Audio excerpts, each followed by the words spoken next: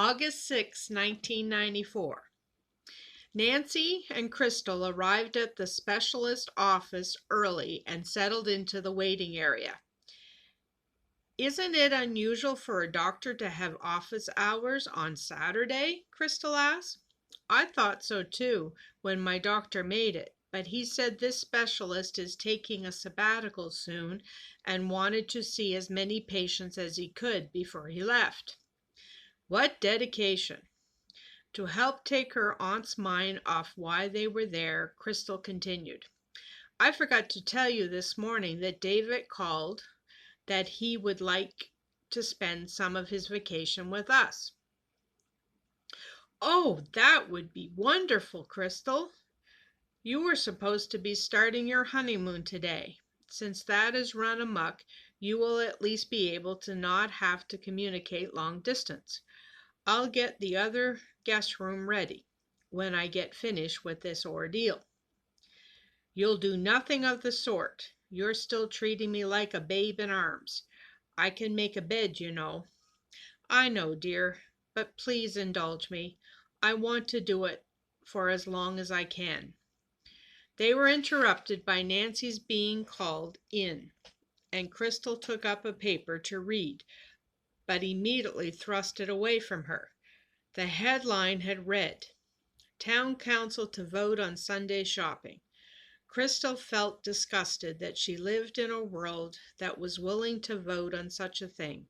She longed for the world for which the Lord was striving, a world that acknowledged He knew best, and His way of asking us to live was the only way to find true and lasting happiness, free from disease, want, and greed. Crystal was interrupted from her melancholy by her aunt coming out. "That was fast, Aunt Nancy. What did he say?" "I'll tell you later. Let's get home to get ready for David. I imagine he timed his journey to get here as soon as possible after he thought my appointment would be over. And Dan and Kelly, the ones driving him?" "David didn't say, and silly me forgot to ask."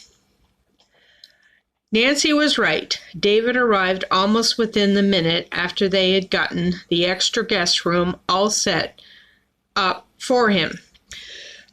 He presented each of them with a bouquet of flowers with, "To my lovely future aunt-to-be," for Nancy, and "To the only girl for me," to Crystal.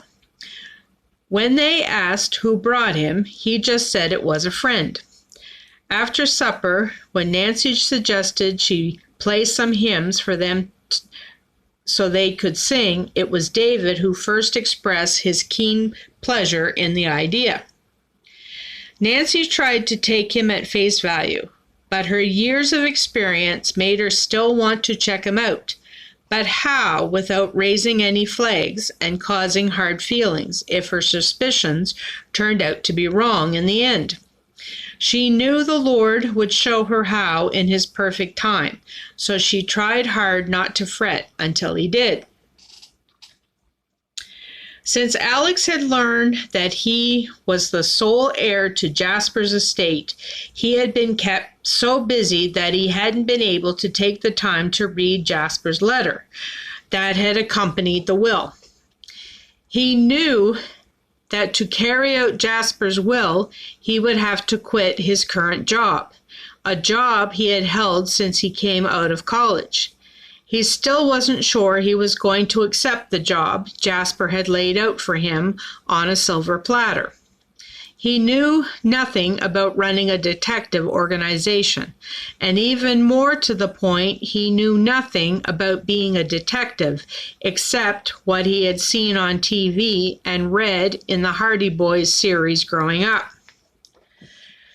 In the last 12 days, Alex had found out that Jasper's estate included 15 branches, including his head office, where he had lived in his town, with 40 employees in total spreading across a far stretch of the territory. 40 people were a lot to think about. What he decided could change their lives forever. If he decided to stay on as head, he planned on keeping everyone that Jasper had kept, but would someone else do the same if he sold the business? His first step had been to contact each branch by phone and let them know that he was their new boss, that he hadn't decided to take on the job permanently, but he would let them know soon what he decided. Until then, they were to carry on life as normal as they could under the circumstances, and to contact him if they couldn't handle anything. Then he had planned and attended Jasper's funeral. So many lives Jasper had touched had been there, and they were all in a state of shock like Alex still was. Now he could read Jasper's letter. His hands trembled as he opened the envelope and took it out. Dear Alex, I know this letter will come as a shock to you, as I did not ask you to become my heir upon my death. Since I never planned on getting married, the decision of making out my will was very hard, and I put it off for years because I believed strongly the Lord would come back in my lifetime and I wouldn't need one. When Henry Robinson died expecting the Lord to come back in his lifetime, I realized I couldn't think that way any longer, but must plan for the possibility I too could die before that blessed event. When we met at Henry's funeral, I knew we would become friends, and I hoped we would become lifelong ones. So I decided that night to make you my heir. I didn't ask you because I didn't want to be faced with the problem of what would happen if you said no. The job of being a detective is a hard one. So many times you must help others learn their loved ones have betrayed them. But the cases I love the best are the ones that have happy endings. How well Jesus said it when he said, "And ye shall know the truth, and the truth shall make you free." Of course, at the writing of this letter, I don't know how I died. I suspect I probably died from a disease caused by excessive drinking of alcohol. If you are surprised, I'm not surprised. I did my best to hide it from everyone. I could. I've asked the Lord time and time again to take the temptation away from me, but it's like talking to a wall. I don't understand why the Lord doesn't help me in this area, where he has helped me in so many others, but I don't blame him. It must be my fault somehow. I'm too weak to resist the temptation for very long, and with liquor so easily available everywhere I go, I'm doomed. Because the Lord won't take this weakness from me, the only way I can see I'll ever win the battle is if the world loved me enough to remove the temptation for me. You and I both know that would indeed be a miracle. I don't even know if you would love me in this area based on our first meeting in person together after Henry's funeral. However, I can't judge you justly because I didn't tell you I had a problem. I was too ashamed and too scared that it would make us not be friends anymore. So by faith, I'm hoping you are different, and that the Lord can use me to help you see that this world has got to follow the golden rule, or it will end up in the pit of hell where Satan rules in the end instead of Jesus.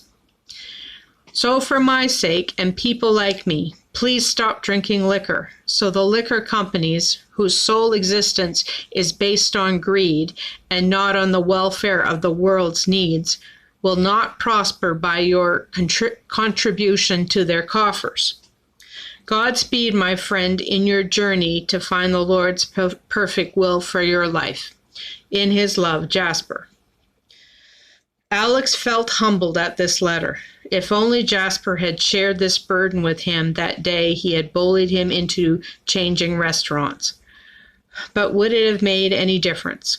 Alex was afraid to face the answer to that question. He could see it would not have made any difference. he would have said, "Jasper, you are just going to have to buck up and stop drinking and let others who can hold their liquor enjoy their freedom." Now Alex could see that attitude might have led Jasper to commit suicide sooner. Jasper would have lost all hope that he could get people to see that type of attitude would not help him overcome his drinking problem, but send him deeper into it. It would have made his burden even more grievous. It would have martyred the love that Christ's followers were supposed to have for one another. Dear Jesus, forgive me for not being the friend I should have been to Jasper. Forgive me for being a nail in Jasper's coffin. Today I repent and will no longer believe that there is any such thing as a social drinking Christian, and I will do my best to get others to see the light of the truth that you have shown me through your servant Jasper.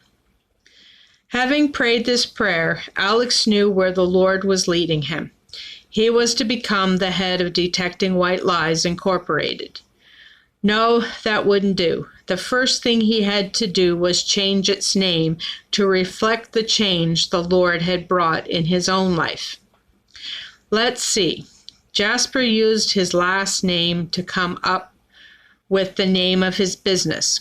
It's my business now. So let's make it King of the Sluice Incorporated.